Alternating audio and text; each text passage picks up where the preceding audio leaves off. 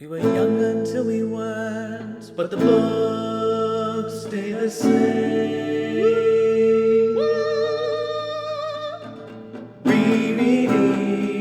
Rereading our favorite books. We don't need to talk about midichlorians. Please, God. Welcome to Reread, the podcast where we talk about books that we're rereading for various reasons. And on today's episode, we are coming back to the Bard himself. This is the second Shakespeare play we are talking about, and we are talking about Macbeth. All hail Macbeth. The Scottish play. And this was a listener recommendation from my sister-in-law, Claire. So thanks for the recommendation, Claire. Shoutouts to Claire. You'll be getting this episode 4 months after you asked for it. So, And it's very topical. I mean, the new Coen, Yes.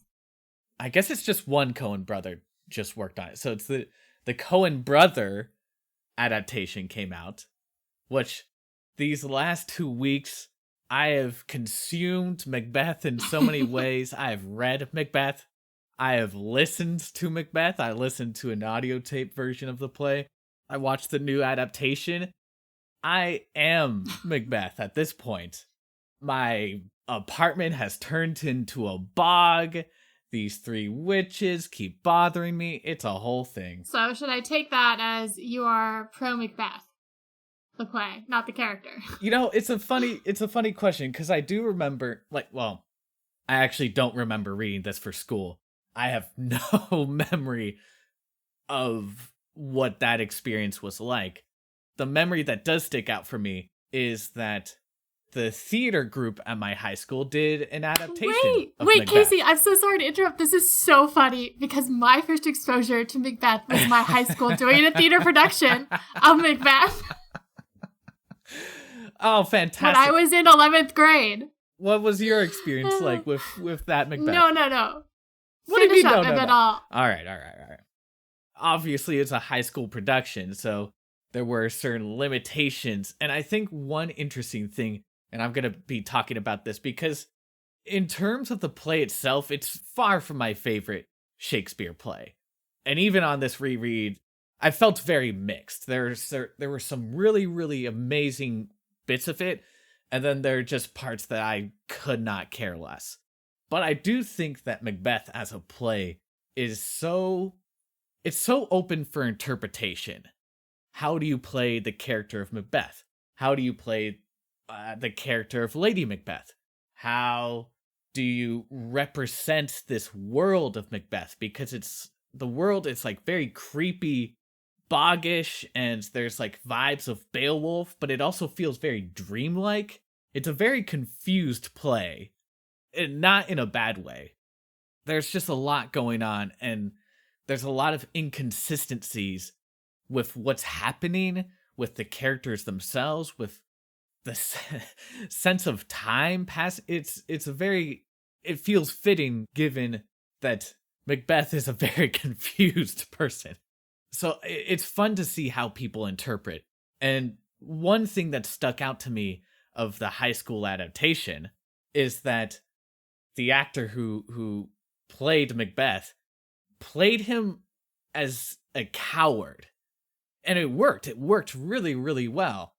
And I thought that was such an interesting thing because really our first introduction to Brave Macbeth is some soldier calling him Brave Macbeth and talking about how he's chopping people down. It was cool to see this person's interpretation of Macbeth. I have much more thoughts about the adaptations because even though this is not my favorite Macbeth play or my favorite Shakespeare play, it's weirdly enough the play that I've seen the most versions of. There's the high school production. There was Roman Polanski's version that I saw, which is a very weird one. There is the Macbeth with Michael Fassbender, which is one of the worst Shakespeare adaptations I've ever seen. And then there's the Coen brother film, which is one of the best Shakespeare adaptations I've ever seen. Before I keep rambling, Well, as I mentioned before, my first Macbeth experience was indeed. Oh, actually, it was in 10th grade for me. Yeah. The high school theater class did Macbeth, and I went to see it because I had a friend in the play. I mean, it was a high school theater production, and I will say that like my school generally did a really good job with theater productions. But that said, it's Shakespeare. It's hard. So like Macbeth and Lady Macbeth were both really quite good. But, like, some of the other stuff wasn't as great, and sometimes, like, you couldn't hear as well as you wanted to, and et cetera, et cetera. So anyhow, after I saw it, went home and read the play myself. So it was the first time I ever read Shakespeare myself without, like, being in a class that was reading it. And was like, At the time, I was just, like, a little sad, because I love the aesthetics of Macbeth. Like... The weird sisters are so cool, fun, and obviously, like you said, it's like got this like bog atmosphere. It's in Scotland. There's like it's always night or it's foggy or it's mist. Like that's just fun times, But I hadn't really revisited it since then. It's never come up in any of my college Shakespeare courses, so I've just kind of like ignored it for the past however many years. It was interesting to come back to it because, like, at this point, I'm much more, like, I've read a lot more Shakespeare. I've read a lot more plays from this time period. And so I thought I would feel differently. And I read it, and I was like, yeah, this continues to be my least favorite Shakespeare I've read. And I do think part of that is it's one of the shortest Shakespeare plays, and certainly of the tragedies, it's, like, real short. It is the shortest tragedy, yeah. I just don't think it gives that much room for that much psychological complexity. Like, that's, like, what I love about Shakespeare is that you can get so much of these, like, complex figures in, relatively a very small amount of time. But this was a little too small for me, especially for how much it was trying to juggle. Like, I hear what you're saying about how there's a lot of room for interpretation, but I guess I feel like the reason that you could argue that this play has more room for interpretation than maybe any other Shakespeare is because, like, the characters aren't really there. Like, I don't know who Macbeth is. I don't know who the hell he is. I don't really even know who Lady Macbeth is, although I feel like at least I have a better grasp on her. I don't know who any of these people are, and therefore it's not, like, really interesting for me to watch them go around. Like, there are things I like about this play. I really like some of the themes. I think because I was not at all interested in the characters, I got really into some of the word details of this, like, more close reading type things, and started noticing some of the, like, I'll get into it, but I started keeping track of some odd little textual things, because that's how I was, like, driving myself forward. But I think that, like, sadly... I can't be like, I love Macbeth. I think I'm like, sure has some great lines in it. Sure do love that atmosphere. It sure is Shakespeare, but it is lesser Shakespeare for me. Well, certainly nobody loves Macbeth, the character. Everyone hates the character. He's a piece of shit. Before we keep going, we should probably get a summary in. Take us away, Morgan. Okay. I'm going to keep this one real simple because it doesn't matter. I mean, it does, but this is a very, like, the plot is not that intense. It's not intense. More, I mean, I get what you're saying. I mean that, like, obviously what happens are intense, but, like, it's not like the plot is, like, this super intricate thing. Yes. It's certainly not really the point. So I just had to call that out because describing Macbeth as not intense. Many people do die in it. Yes. There's a lot of talk of murder. Murder! A child gets murdered. It's a whole thing. A child gets murdered on the stage. And then lots of children get murdered off stage. So Shakespeare was really going there, giving you the child death that you want, Casey. Thanks, Shakespeare. Okay. Summary time. So, yes, we open up on 3 witches who are planning where they're going to meet Macbeth.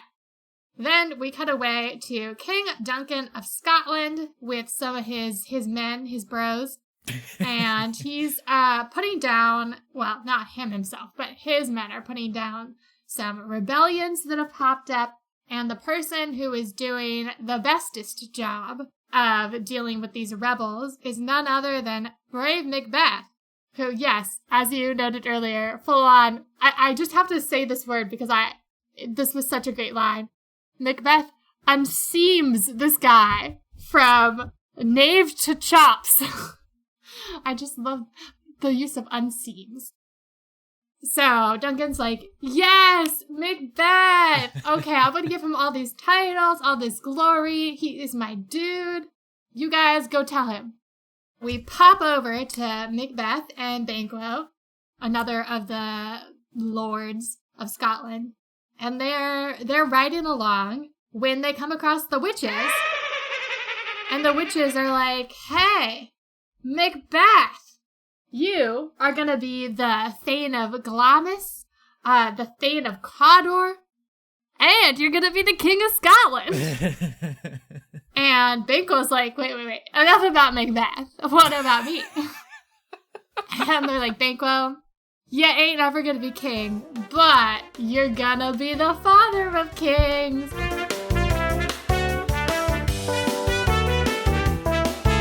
Macbeth's like, hey, tell me more.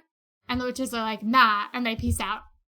And Macbeth and Banquo are like, what could this mean? And then two of the lords sent by the king roll up and they're like, hey, Macbeth, guess who's Thane of Glamis and Thane of Cawdor? And Macbeth is like, oh my god, the witches were right. I'm going to be king. Banquo's like, wait, does this mean I will be father? And they're like, we'll talk about it later, bro. They come to the king, and the king is like, awesome job, Macbeth. Also, my eldest son, Malcolm, is definitely going to be king after me. And Macbeth's like, what? And he writes a letter to his wife, which is very cute of him. We know this because we open the next scene on her reading it and being like, hum. You're supposed to be the next king, but you're just gonna, like, stand there, Macbeth? Macbeth, you gotta do about this. That's when her whole, like, unsex me now line happens, which I know everyone knows about. Well, maybe not everybody knows. The people who are not as familiar with this play might be, what the are you talking about? Unsex me? What does that mean? But I guess we can discuss that more afterwards. Yes. I underlined every single word in this play. So I have a lot of thoughts. Starting with unseamed, which is still a great line. So Duncan the king is now coming to Macbeth's house to, like, celebrate. And Lady Macbeth and Macbeth are like, wow, maybe we should, like, assassinate him while he's here? It's mostly Lady Macbeth. Macbeth's like, I don't know. And she's like, we gotta do it, boo. We gotta. If you want to be King of Scotland, we gotta get this done. And they come up with a whole plan about, like, Lady Macbeth will drug the men that are, like, watching over the king's chamber, and then Macbeth will go in and do the murder, and then they'll plant the murder weapons on the guys. And they do this. They do succeed. They do murder the King of Scotland. Like, Macbeth is so, like, upset after murdering him, but he's like, I can't plant the evidence, babe. I just can't do it. And Lady Macbeth's like, oh my god, it's just a dead body. And she goes in and she does it, because she gets done. Hashtag girl boss. And this is soon discovered. Everyone's very upset. The king's sons are like, I think we need to dip because there's some treachery going on here and, like, maybe we might be in danger. So they full dip out and Macbeth is made King of Scotland. Macbeth also murdered the men in the king's chamber, like, after he, quote unquote, discovers the king's body. He's like, oh, I flew into such a rage, I had to murder them. And everyone's like, bruh. And Macbeth's like, you didn't truly love him if you didn't also instantly want to murder them. So people are just kind of like, maybe you have some issues, dude. So after Macbeth is made king, he's like, Well, I do love being king, but I don't really feel secure in, like, being king because Banquo, like, knows about this whole prophecy thing and therefore maybe has an idea that maybe I got up to some shit. And also, his sons are supposedly going to be king, and, like, there's no really point in me being king if my kids also aren't king, so, like, Banquo's gotta go. And Lady Macbeth is like, we're fine, like, babe, we're fine. What's done is done. Like, calm the down. But Macbeth is working himself up into a tizzy because he's very high-strung. So Macbeth arranges for some murderers to take down Banquo and his son. And the murderers do manage to take out Banquo. But his son escapes. And Macbeth finds out about this and is like, oh! But then there's this big feast. And that's when he sees Banquo's ghost sitting in his place. And he starts, like, talking to the ghost in front of everyone, and the other lords are like, what the is going on? And Lady Macbeth is like, he just has fits sometimes. It's not a big deal. It's fine. Don't worry about it. And the guy, like, the lords are like, oh. He's ranting and raving about how somebody's been murdered. He's talking about Banquo, but he's, even in his fits, he's careful enough to avoid naming Banquo in this instance, so he doesn't necessarily incriminate himself. But he's saying some wild shit about, you should be dead, what are you doing, get out of here, either come back so I can kill you properly, or things like that. He's having a good time. Indeed. So he is, a little disturbed, a little worked up, and he's like, I'm gonna go see the witches again and just make sure it's all good.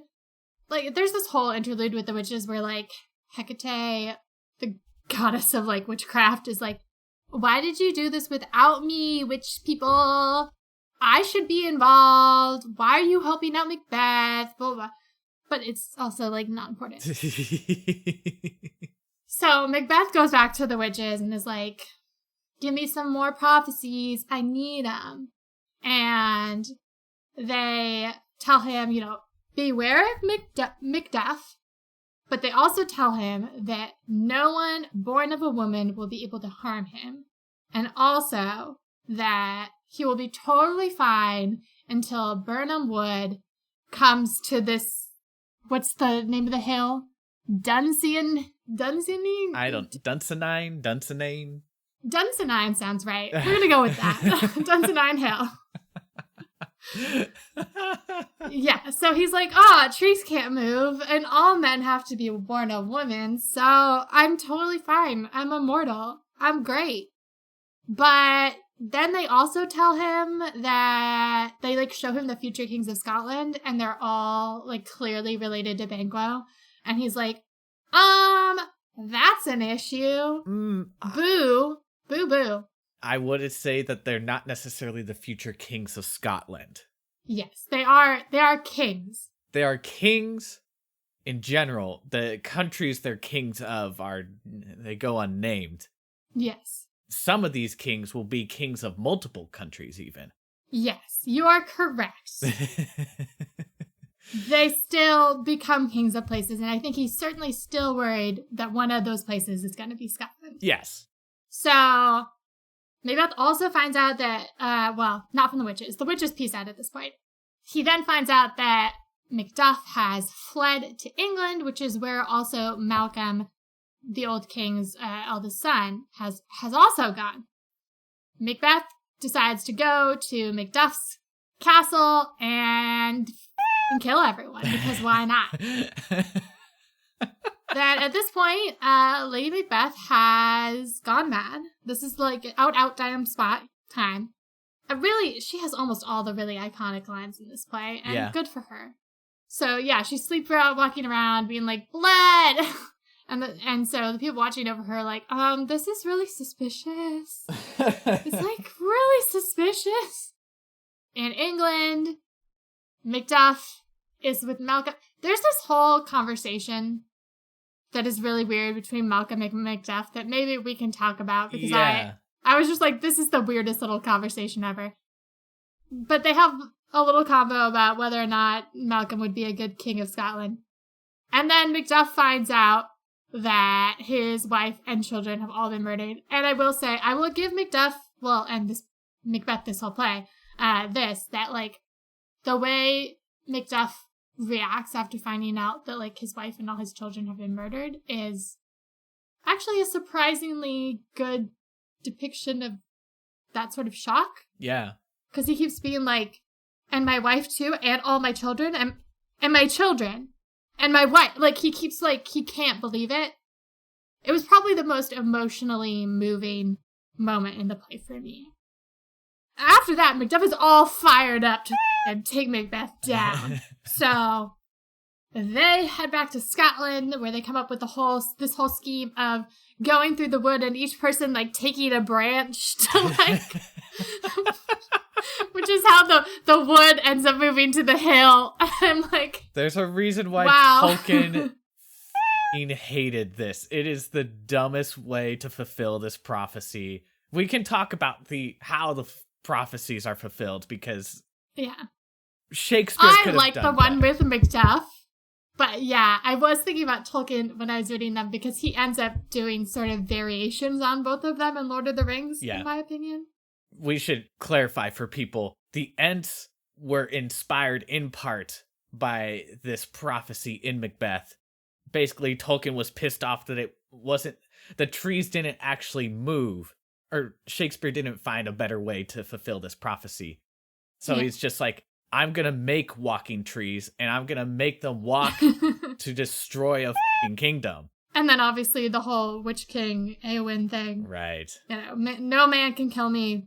I am no man is kind of reminiscent of the Macbeth thing. In other words, Tolkien is just better than Shakespeare.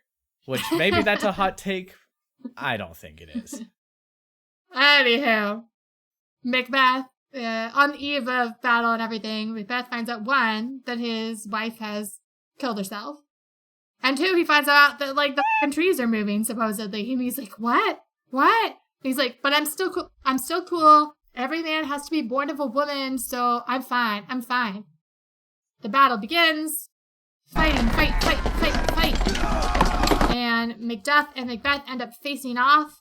And Macbeth's like, you can't kill me. You are born of a woman. And Macduff's like, actually, I was born via C-section. So, deuces. Untimely ripped is how he terms it. Another for you. Yes. And Macbeth's like, oh, I'm scared now. But I can still do this. And no, he can't do this. Macduff kills him. Beheaded. Yeah, he then carries his head onto stage to be like, hey, look what I did. And Malcolm's like, awesome.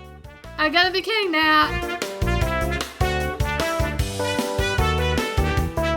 I'm sure that, numerous bloody rebellions haven't horribly impacted this land at all. It's great. Come see me get crowned. The end. Oh, I guess we should say, if you're wondering what the happened with Fleant, why I thought he was supposed to be king. Wow, okay, listener. So bear with me as I provide some boring, and I mean truly boring, historical context. So this play was written, allegedly, in 1606, which was during the reign of King James. The first of England and the, 7th of Scotland. And I think the first performance of Macbeth was actually for King James. Anyway, so there was this idea. Banquo, all these characters, Macbeth, Banquo, blah, blah, blah, they're actually based on historical figures.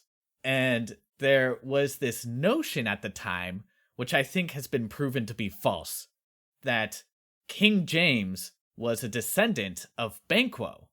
So the whole line about Banquo producing kings was just a bit of brown-nosing on Shakespeare's part. Well, quite a bit was brown-nosing. I guess, historically, Banquo was actually, involved in the murder of King Duncan. And Macbeth actually was, a fairly chill ruler while he ruled. So, there was a lot that was done to make Banquo seem better and Macbeth seem worse. the whole play is kind of a propaganda project. But, I mean, I don't think that lessens the play. A lot of Shakespeare's plays were propaganda projects. Yes. Yeah. A lot of the theater at the time was. I mean, there was no freedom of speech. So, if you wrote a play the monarch didn't like, they could, like, full cancel you. So, and by cancel, I mean behead. So. Cancel culture, man. Yeah, you think it's bad now? Want to go back to the 1600s? Also, correction on myself from earlier. James the Sixth of Scotland, not the 7th. Oh, dear God. Just gotta get that right. Yeah, there's a very funny part where it's Malcolm and Macduff talking. There is just this ridiculous tangent where they talk about the King of England and how he is a healer who clearly is touched by the divine. All he has to do is place a golden coin around a person's neck and pray for them, and they will be healed of any malady.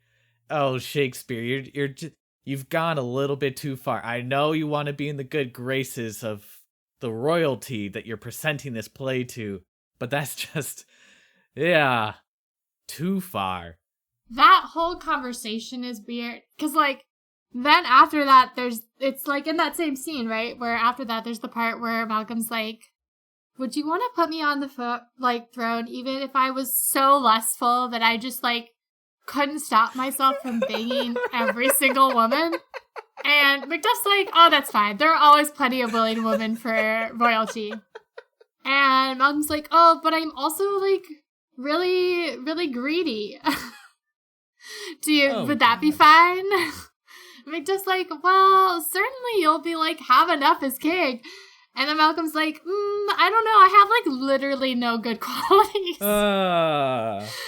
Macduff's like, oh, no, you should not be king. That's not good. Then Malcolm's like, actually, psych, it's totally fine. I've never, like, lied before, except this last time. Like, just to test you. It's such a weird, weird part of the play. The idea of it, Malcolm says that Macbeth apparently has tried to use agents before to trick Malcolm and try to, I don't know, ambush him, find some kind of schemes. So this is Malcolm's version of testing Macduff to make sure that Macduff is actually a good person.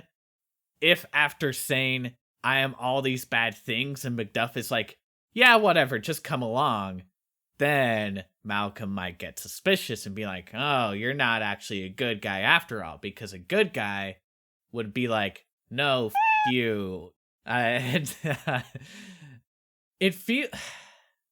Shakespeare he's not the most subtle writer, but this whole scene is just not subtle in any shape or form, and it's just, like, so weird, because then you have Malcolm being like, yeah, I'm actually a virgin. I've never felt even attached to my own possessions. There's, like, a feeling of, like, oh, okay, you're too good of a tooty goot, Tooty goot shoes? Of a tooty good shoes. I'm just gonna stick with it. I'm keeping it in. He's a tooty good shoes. No, you gotta do the whole thing. Tooty goo shoes. A tooty goo shoes. Which it actually is kind of fitting because I have thoughts about how he's depicted in the Coen brother film. The person they cast to play Malcolm is just the most dweebish, uncharismatic looking motherfucker. I have more thoughts about that later, but I will say, to give that, well, the scene's weird for, like, numerous reasons. One being that that's not how the divine right of kings works. Like, if Macduff was truly loyal in, like, this system that's in place, this is not what I'm actually advocating, to be clear. But, like, divine right of kings was a thing. If Macduff was truly loyal, then he would want the eldest son of the king, the rightful king, to be on the throne, because he would believe that's what God intended, and it wasn't like, oh, whoever's the best gets to be king. That's not how monarchy works. So that scene's a little weird in that context as well, as when you do remember that this was a propaganda project. So, like, that's kind of funky. But I will say that it does at least kind of tie into some of the themes of the play in that, like, this... I'm gonna do a little monologue. So what I really felt rereading this is like how much of the emphasis of this play is on questioning what is real, what's not, what is the truth, what's not, and like things being mixed up and not being able to tell things that are diametrically opposite from like each other.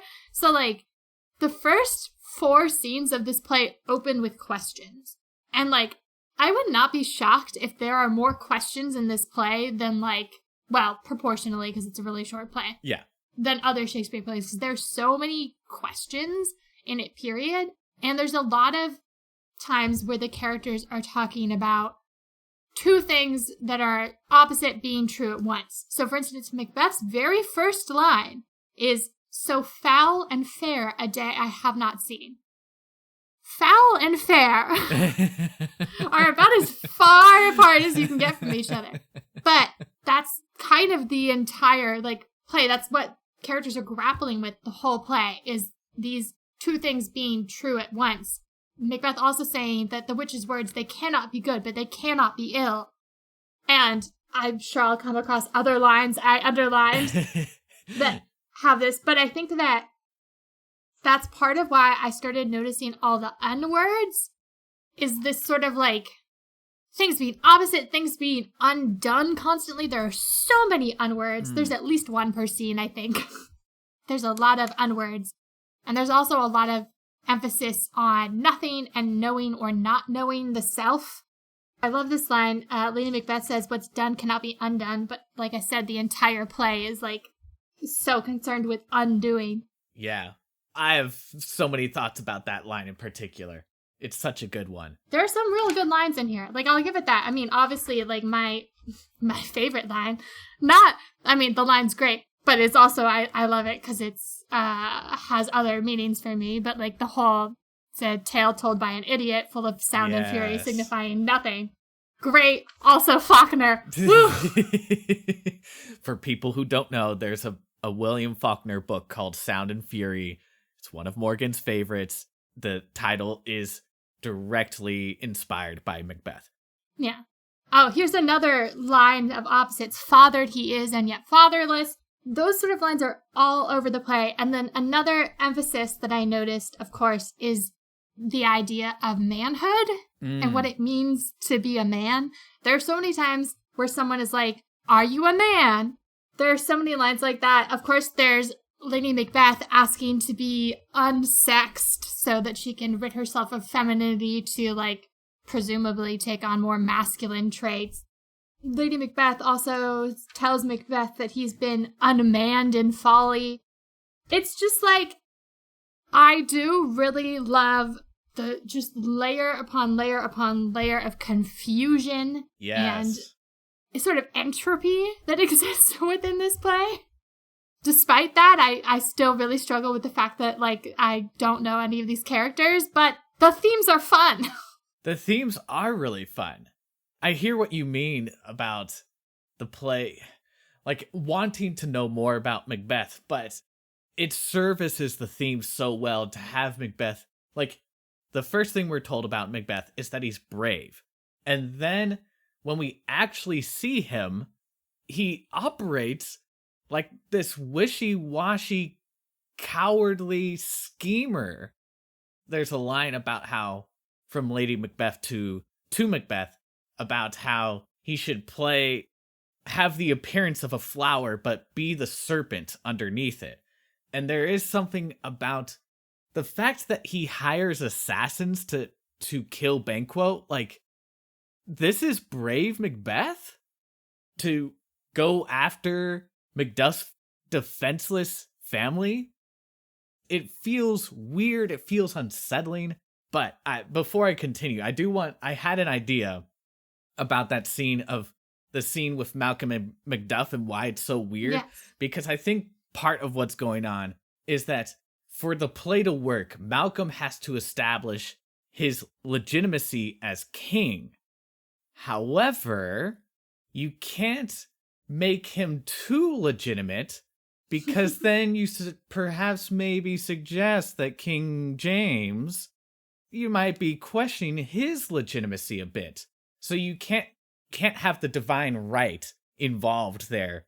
And just to make sure it's absolutely clear that King James is the guy, you have that weird anecdote about the English king being clearly touched by the divine, which is kind of fitting for this play because there's so many twists and turns, but that scene is twisting and turning so hard to make sure it's not pissing off King James.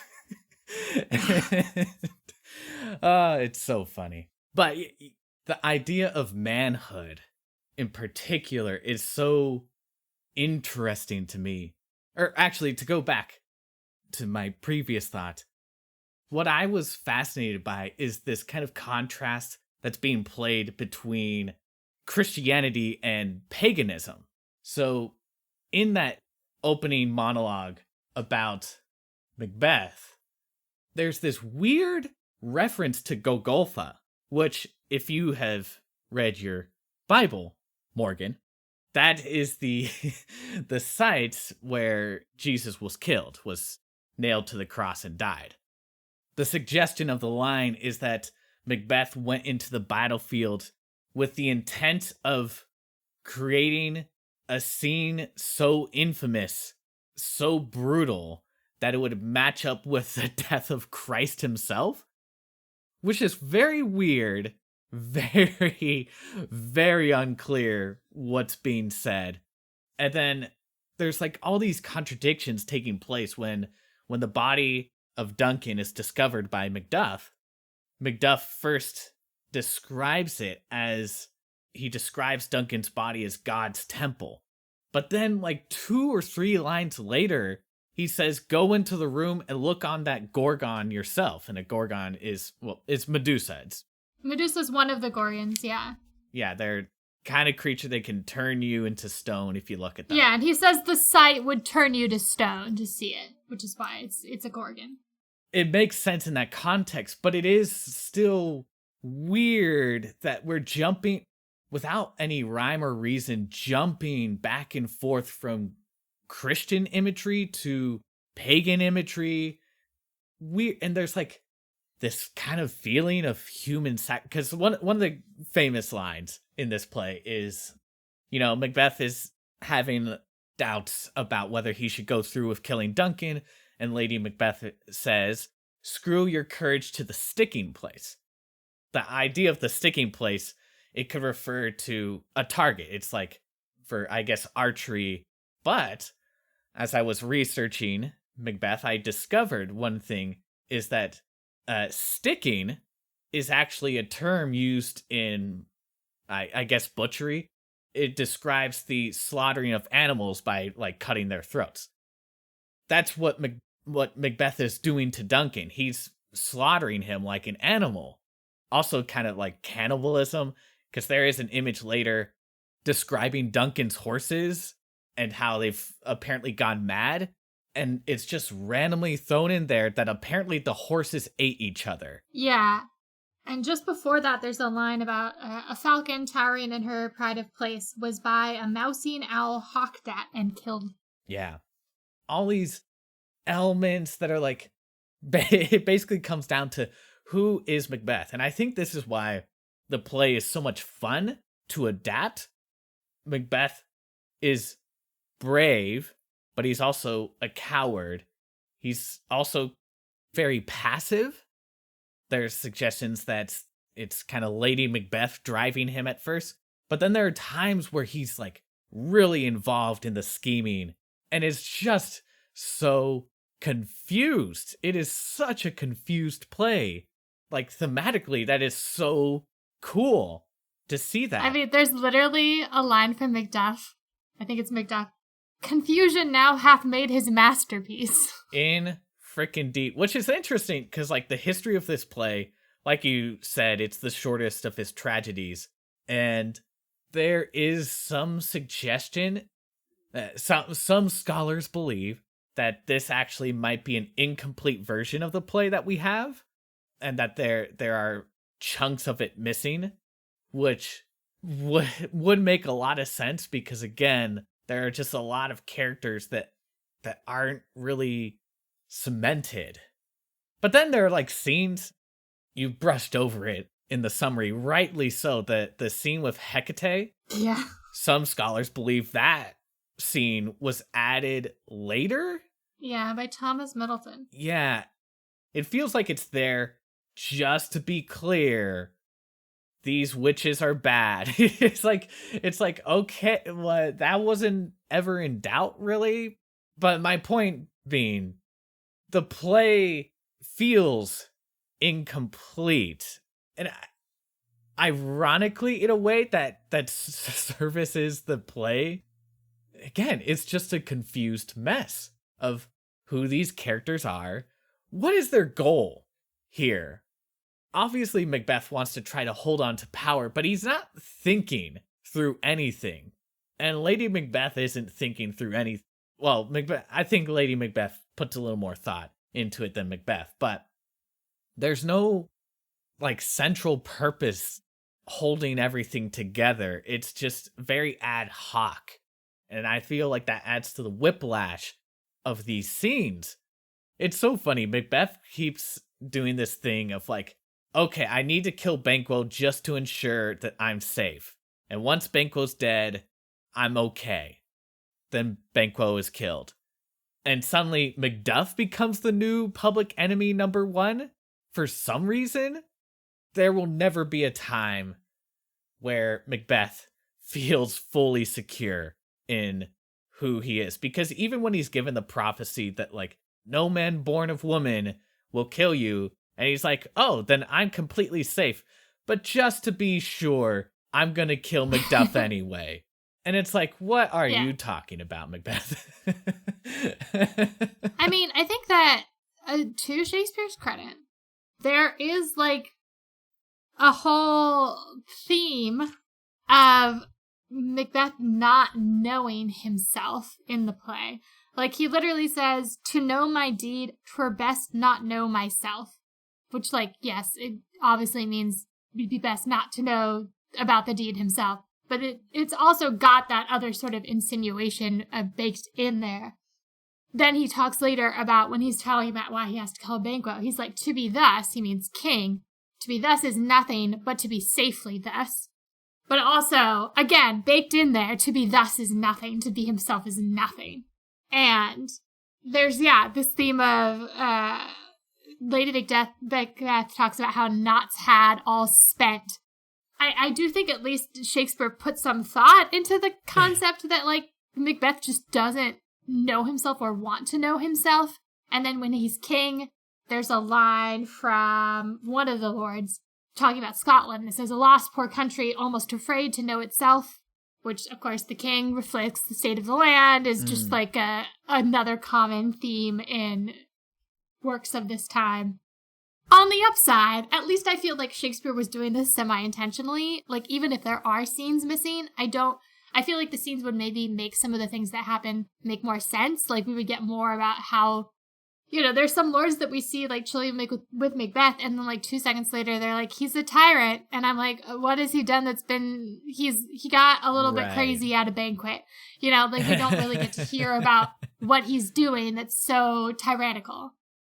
And certainly, I think people have noted that, like, originally Lady Macbeth makes it sound like she'll do the murder, and then they come up with this whole separate plan later, so that's a little confusing. And there's, like, little things like that I would agree make it feel like there's some scenes missing here, but I don't know if those scenes would have actually improved our understanding of the characters, because I do think that Shakespeare is deliberately creating this sense of confusion and of not knowing and of undoing. And so, like, the people, I think most of the characters become less than who they were at the start.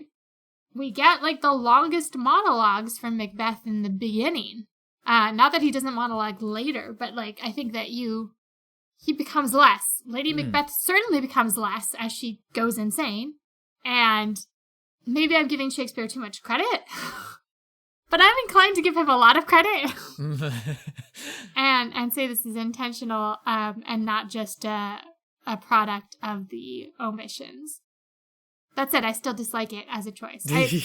Good concept, Shakespeare. I don't love it in practice, but maybe if I watched the singular Coen brother movie. This might be the hottest take that I've ever had for this podcast.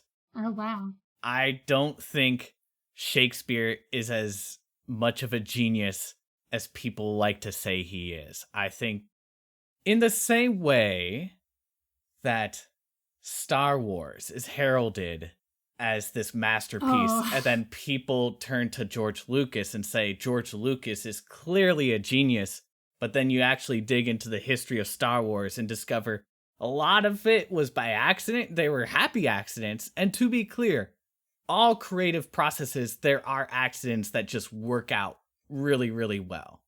That's not like saying like, oh, Shakespeare's just a lucky bastard. No. You put yourself in a place where you can have those lucky accidents. But I do think Shakespeare is akin to George Lucas in that sense. Oh no. Okay. I'm gonna dispute you hard on this because, like, one, the original Star Wars movies aren't good, and two, I knew you were gonna go there. I don't know where you get your delusions, laser brain. Shakespeare is so consistently, I can look at this play and be like, I don't love this, but I can also be like, it still has a lot of merit and it has a lot of like good ideas in it. And Shakespeare at his worst, I feel like, is so incredible, you know? So I understand what you're saying. And I do think that, like, with any writer, plane going over here. By the way, is there anyone on board who knows how to fly a plane? I do think with any writer, there is a certain amount of lucky coincidence. Like, you decide the curtains are blue, and then the reader's like, oh my god, genius. It totally reflects the sense of loneliness and isolation, blah, blah, blah. And you're like, nah, I just decided to make the curtains blue. So, like, I'm not disputing that. I would argue that for anyone who writes, you know, in verse instead of prose, like, there is more deliberation on word choice and stuff, and therefore I'm willing to put a little bit more weight onto that. And, you know, if it was like one line where someone's like, you don't know yourself, Macbeth, or something, like, I would be like, yeah, it's just, you know, it's just a line. It's when I find recurring, like, themes throughout that I'm like, okay, so this is intentional because we just keep coming back to this concept and this idea. And so I see what you're saying, that I do think some people are like, wow, Shakespeare, the greatest mind that ever existed. Everything was intentional. Every single word means something so deep. And no, of course not. Like, there are certainly parts of any of his plays where you can be like, these are just dick jokes. Like, you know? That said, I am willing to give him a lot of credit when I feel like the work has been put in. I feel like if I can see it in front of me, you know? Yes. And to be clear, I'm not saying that Shakespeare is George Lucas. I'm just saying he's closer to George than he is to God. I'll put it that way. And yeah, I just wanted that take out there. I do think it's there is this idea of the boggish nature of this play. This idea of things bubbling up to the surface. I think the weird sisters, Banquo refers to them as like, hold on, let me get the line. Bubble, totally. Like, the entire time I was reading, I was just like, this song. Don't sing. It's okay. You know, let's just walk. The earth half bubbles as the water has, and these are of them. And that's Banquo referring to the weird sisters. But there is this idea of what lurks in our souls. Specifically, the play is asking, what lurks in Macbeth's soul? What bubbles out when he's given this information that he will be king? And what we see bubbling out is this almost immediate scheme to kill Duncan. There is darkness lurking in there. But there is this idea of, like, there's this weird play of the supernatural, the unnatural, and the hypernatural. Is this part of Macbeth's nature, that he's a monster inside that wants to murder his king? Is this something artificially placed there by these witches? Is there something else going on? Because again, like the first scene we have with Lady Macbeth, she says that Macbeth is like too filled with the milk of human kindness, which already that's at odds with what we've been told about Macbeth already, that he unseamed a guy. Do you know your own husband, Lady Macbeth? But maybe she does. Maybe she knows more than this random soldier. Like, why should we believe this soldier? Well, you also have to think it's kindness in comparison to, like, her.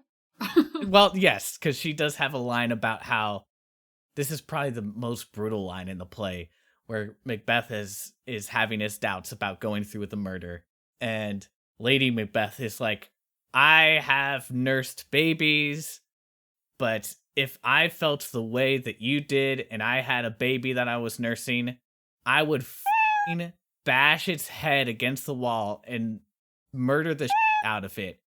Yeah, and then Macbeth is like, no wonder you have male children only, for they undaunted metal should compose nothing but males. Which actually gets to, back like, to add on to the theme of manliness. Right, yeah. that gets back to the idea of what it means to be a man. Let's talk about the unsexing bit. So good. I have so many thoughts about manliness because okay, wait. I'm going to do a quick run through and then we can talk about it more in more depth, because there's just, like, I found some of the lines I wanted. But yeah, so, like, Lady Macbeth and Macbeth clearly have this very, like, violent view of what manliness is, and what, therefore, femininity being the opposite. So, like, Lady Macbeth is like, unsex me so that I can do this vile thing. Macbeth's like, you're gonna have male children because you are so brutal. She is constantly being like, are you a man? Like, but then there's this great part later. It's in that scene where Macduff finds out that his wife and children have been murdered brutally, and he's really upset.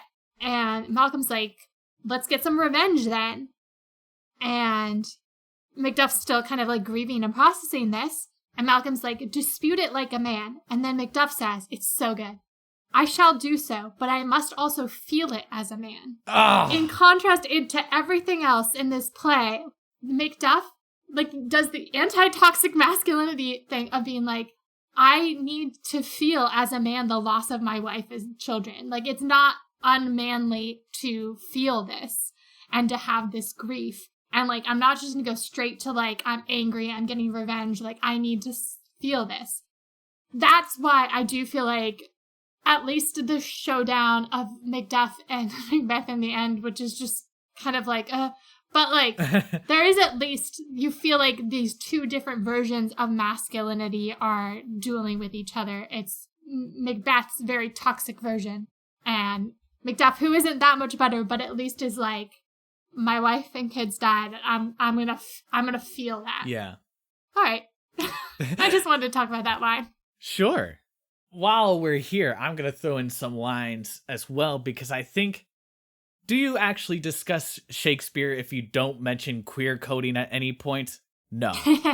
Maybe I'm reading into it too much, but there is some fascinating queer coding going on with Macbeth. There are two particular lines or references. There's the one when before he's going to kill Duncan, he's going to go into Duncan's bedchamber.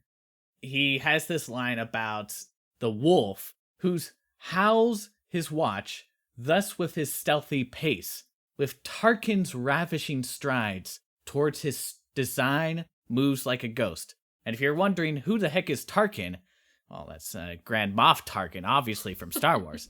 No, Tarquin apparently was a Roman senator who infamously went into the bedchamber of another senator or leader or somebody and raped that person's wife. So, making that reference as you're going to head into the bedchamber, it's an interesting choice. And then another reference that stood out to me, and I don't know, again, I don't know if this is just like if it had a different meaning back then, but when Macbeth meets with the murderers, he refers to their as like he's trying to make love to them, which at least in Victorian time meant like to court, to seek their affections. That was weird. He's playing almost like the woman's role. Let me be clear. We're talking about a play written in the early 1600s. Antiquated ideas of manhood and womanhood are just tied into this. You know, if you want to write a paper about the misogyny in Shakespeare... Oh my god! Go ahead. If you want to be Bella Swan. If you want to be Bella Swan from Twilight, go ahead, just do it. But to be absolutely clear, I am talking from that frame of reference. So obviously all of this is bullshit. But with the way the play is working, it's seeming to suggest that Macbeth is acting more like a woman. Certainly Lady Macbeth is acting more like a man. I do think that this is, again, part of the confusion of the play, right? Is like, the genders are confused, which, like, yes, everything you said about it being the early 1600s. So I'm just going to work from that framework. But yeah, so there's this confusion of gender and gender roles. And I do think it's really fascinating because scholars have pointed out that part of what happens in a tragedy is that there's kind of this like lack of women. Comedies end in marriage. That's like uniting the two sexes, everything's in harmony. And so it's when women are sort of cast aside that then we go down the tragic route. But Lady Macbeth is this kind of interesting, not subversion of that, because she also like goes crazy and dies and therefore is gone by the time, you know, the end of the play rolls around. But there is something about the way that she and Macbeth operates. They are a married couple, and like you can, like, he writes to her about his problems. They make their decisions together, and there's this one part where like they haven't heard each other saying these things, but like they have lines that are very, very similar to each other, where like he says something about like he like wants to hide the stars and she like wants to make the heavens dark, and it's like, you know, they're the same line essentially said two different ways, and it's pretty early on. Macbeth says, "Stars, hide your fires, let not light see my black and deep desires." Let's see, Lady Macbeth says, "Come, thick night, and pall thee in the dunnest smoke of hell, that my keen knife see not the wound it makes, nor heaven peep through the blanket of the dark, to cry, hold, hold." He's asking the stars to hide their faces. She's asking that the heavens don't peep. Like, they've got the same vibes happening. And so, like, it is interesting seeing them kind of act in concert, but, like, also, they're both these kind of, like, ungendered creatures by the end of Act 1, because she obviously asks to be unsexed. Did we ever give what unsexed means? No, we did not. Or did we just assume? Yeah, so unsexed, not as in like, as in sexual intercourse, but sex as in like physical sex. And she's asking to like be no longer a woman, to be unsexed. To not be held back by her feminine scruples, I guess. Indeed.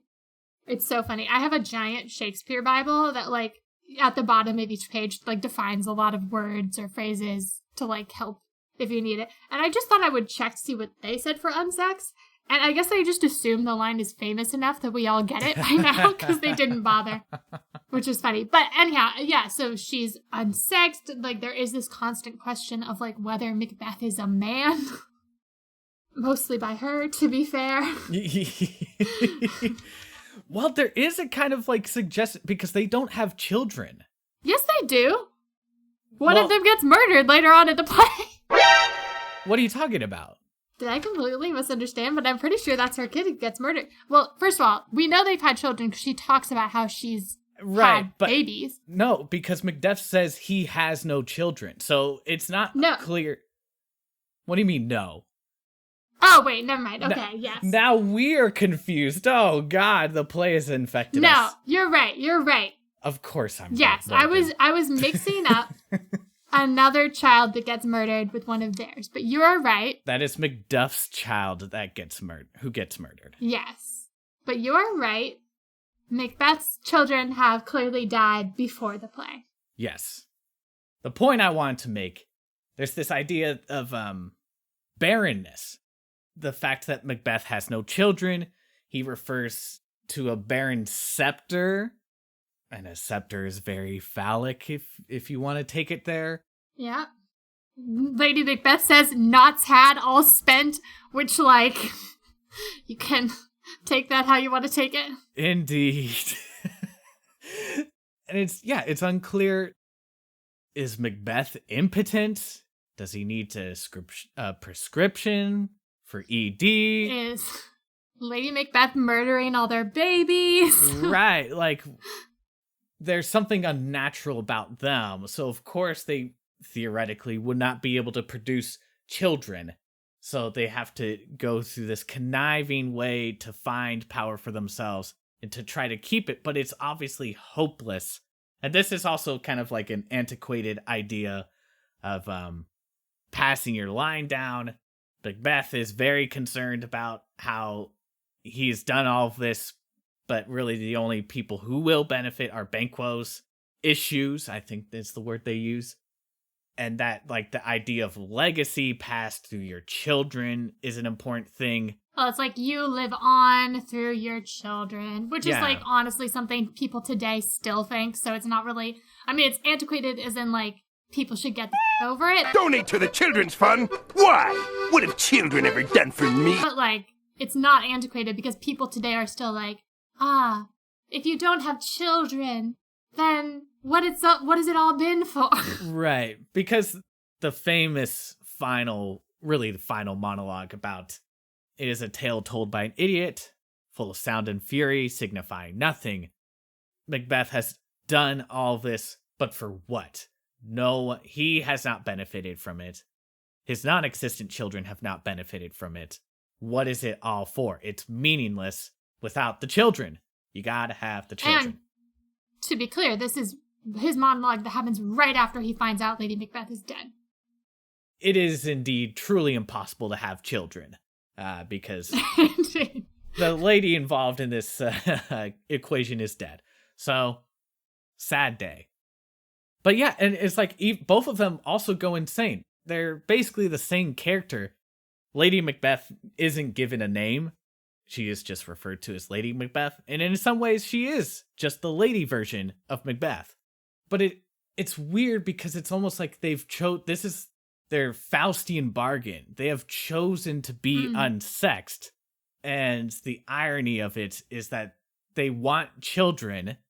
They never explicitly say they want children, but you can feel it. They want children and they can't have them for whatever reason. Did you want to get mad about those prophecies? Oh! I think there's one interesting aspect about them, but then the prophecies themselves are just kind of okay. What's the interesting aspect? So the interesting aspect is that we are told the three prophecies are beware Macduff, which I guess isn't really a prophecy. It's just kind of a whatever. Well, that's fine. Yeah. The second prophecy is no man born of woman will kill you. And then the third one is you will not fall until this forest comes to Dunsinane Hill. What's interesting to me is that those prophecies are fulfilled in reverse order. And there's this idea of mirroring that is present throughout the play. There's the mirroring between the Macbeths. There's the mirroring between Macduff and Macbeth. There's literally a mirror in that third, or it's not a prophecy.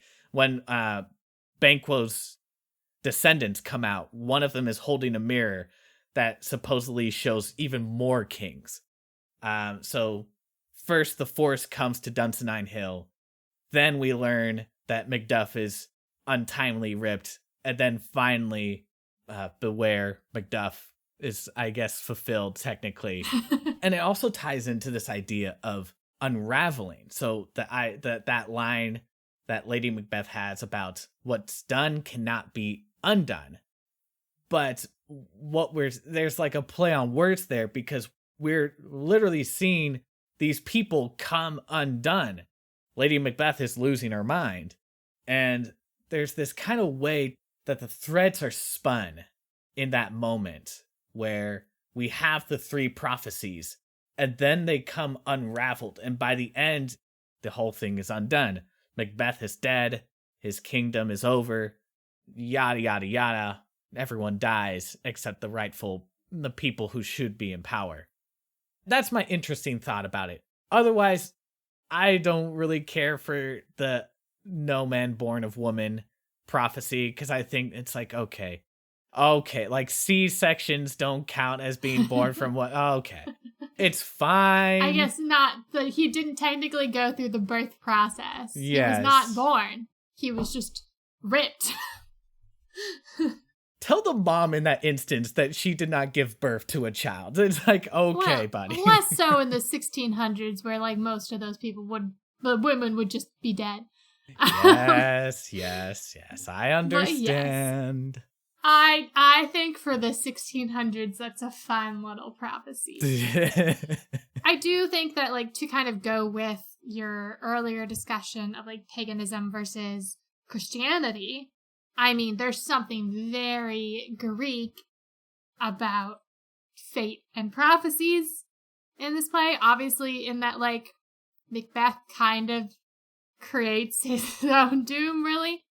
And by hearing these prophecies causes them to be fulfilled in some ways. Not, like, entirely. And of course, we haven't brought it up, but the Weird Sisters is not weird as in strange. I mean, they are strange. But it's weird as in WYRD is what the word is coming from, which it means fate. So I like this sort of like nod to some of those Greek myths and that sort of Greek version of fate in this. But yeah, I mean, otherwise the tree thing is so stupid. Like, you know what my headcanon is gonna be? Because some guy reports to Macbeth that the trees are moving. And like each person like grabbed supposedly like a single branch. And they're just like holding it over their heads, being like, I am tree, I am tree. And I'm just gonna headcanon that whatever person was on watch is nearsighted when you can't see far.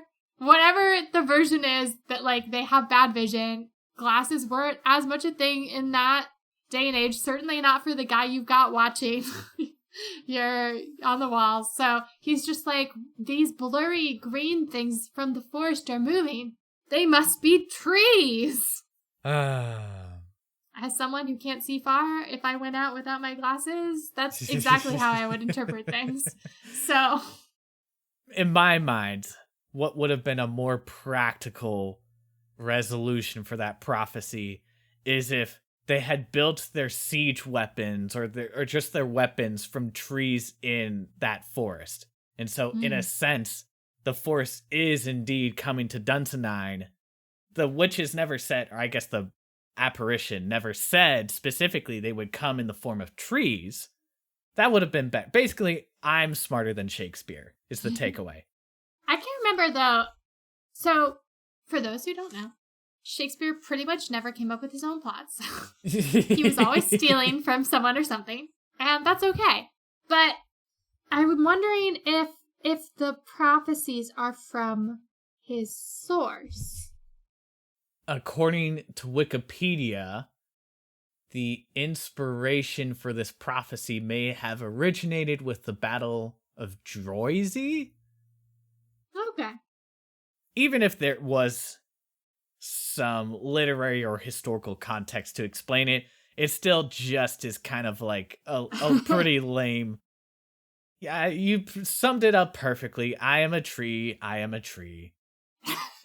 Before I forget, do you want to talk about your great mission for Un? Oh, no, I tracked a lot of uns. And I just think that this play is about of things. Like we've been talking about, it's about undoing. It's about unnaturalness. It's about unseeming. unsexy. Like, that's just what the play's about. It has a lot of uns because that's what it's about. There's no really greater point than to say this play is a play about uns. Well, that's fantastic. Do you want to talk about the adaptation? I didn't watch it. Yeah, let me just give some thoughts about adaptations. I don't want to spoil too much. I mean, it's we've spoiled the entire plot. As far as you can spoil Macbeth, yes, indeed. It's just fascinating. Again, this gets back to my idea of how this play is so open for interpretation because there kind of is a lack that if you are a good creator, you will figure something out to fill that space in. So the adaptations I've seen, obviously the high school production, it's a high school production. But then the next version I saw was Roman Polanski's version, which I honestly don't think is very good, but it is kind of interesting because it's played as almost like a psychological thriller. Then I saw the one with Michael Fassbender, and they inexplicably tried to play it as an epic, and it doesn't work. But then you get to the Coen brothers, or Coen brother. Singular. Joel Coen's version. It's a very subtle thing, and it's purely, for me, it's a really cool element because it reinforces the importance of casting and how casting can tell a story. But Macbeth and Macduff are both played by black actors. And like I said before, Malcolm is played by a white, dweeby, nerdy, uncharismatic loser. Let me take a step back. But there's this really cool aspect to the whole movie where, the Macbeth is played by Denzel Washington, which in and of itself already says something because this is a Scottish play, or it's not a Scottish play. It's about a Scottish king, and to cast a black American actor, not just any black American actor, but the black American actor. In the play, Macbeth says his only failing or whatever, his only sin is his vaulting ambition. And when you have a black American say that line and you contrast it to Malcolm, who is just given or expected to become king just because he so happens to be born to the right person, and Macbeth, who, at least in terms of merit, is just so much more deserving of the kingship. There's that interesting play. But the scene, my favorite scene from the movie is between Malcolm and Macduff, when Macduff has been told his whole family's been slaughtered. And Malcolm, I gotta give credit to the actor playing Malcolm because he plays it, he's very insistent, hey dude, fight for me, help me out. And it's just this weird way of this white person trying to weaponize black pain in order to take out another black person in order for him, the white person, to take power. It's just a fascinating play with this ideas of power and race and stuff. And it's not explicitly said because all the lines in the movie are from the play.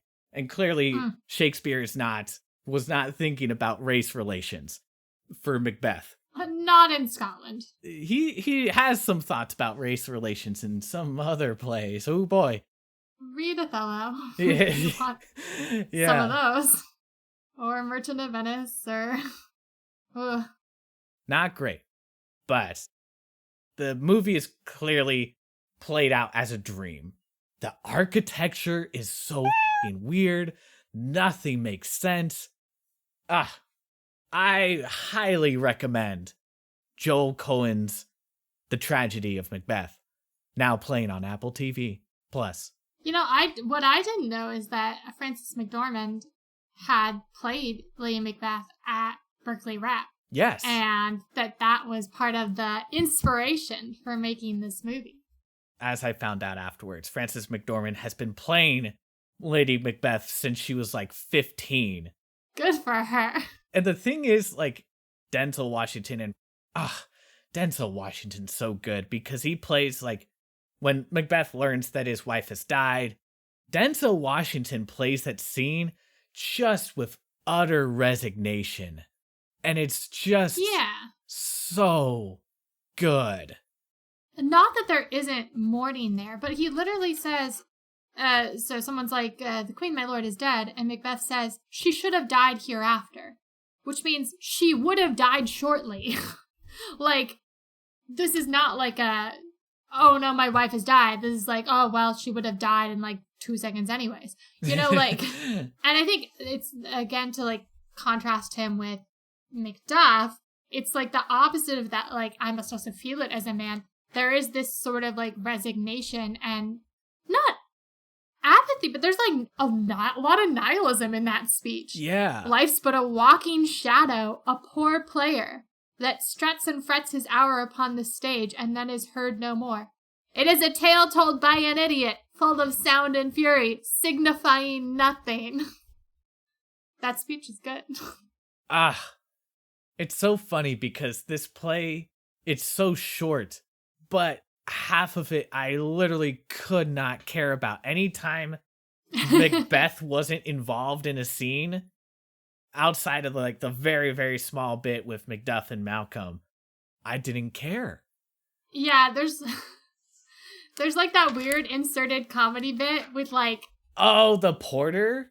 Yeah, his porter. Which, like, there are always weird inserted comedy bits in Shakespeare plays, but, like, normally they're, like, a recurring thing, so you're like, okay, I guess we have this weird recurring comedy storyline. But it's like this porter roll-ups up once, is obnoxious, and then is never there again. Yeah. You know, that's great, because I don't tend to care about the little inserted comedy bits. But, also, why did he have to be there in the first place if nothing was going to come from this? To be generous. Because he makes a very extended joke about how when you're drunk, you get horny, but your penis stops working. That's the joke. Dick jokes! And oh boy, does he make that joke for a long time. But Morgan, can we not say that Macbeth is drunk with power? Mm-hmm. Ho, ho. But yes, there's so much of this play I do not give a shit about, but it does have some real iconic lines and really good speeches from Macbeth and Lady Macbeth, and has that one great scene where Macduff finds out his wife and children are dead. Huzzah! I would say, of all of Shakespeare's plays, at least the ones that I've read, if you are going to experience this play, see it acted out, because I think that's where it can actually be interesting. You can learn so much about the person behind the play, or read into, I don't know. I overall advocate for viewing Shakespeare, not reading it. Like, obviously, the plays were not meant to be read. Yes. They're plays. You should see them on a stage. That said, if you really want to dive into the text, and if that's something you're interested in, my hot tip for Shakespeare, which is what I always did when I was reading Shakespeare in college, is find an adaptation that's like not a really abbreviated one, but like a full adaptation. Follow along with it with your text. It's a really fun way to like fully absorb the text, but also see it the way it's meant to be seen. If you really want to like delve in there, grab a copy, plop yourself down, either use Apple TV or, if you can find it another way. I am certainly not advocating for anything illegal, but, have a nice time.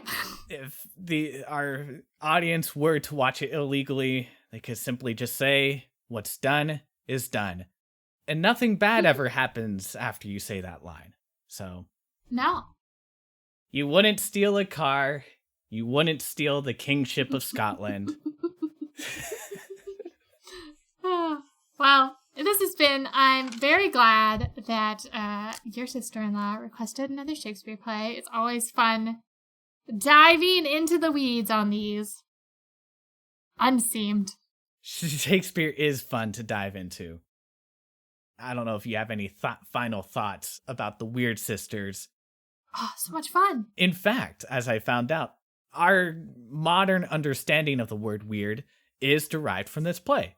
That's a little fun fact. When shall we three meet again? In thunder, lightning, or in rain? Every time they're on stage, they're like having a wild time, and I love that for them. They're just dancing around. One of them says that, like, she asked for food from some fat lady, and the lady's like, no. So in response, the witch, she appeared as a rat to the husband of this lady, basically just tortured this guy till he died. And it's like, yeah, I respect that. I respect that in a woman. Yeah, and the song is catchy. On that note from Morgan. Like, subscribe, but I think we'll go with something a little more modern next time for our next episode, because we're going backwards in time and I want to go forward. Okay. But if there's a listener request, Of course. that supersedes everything.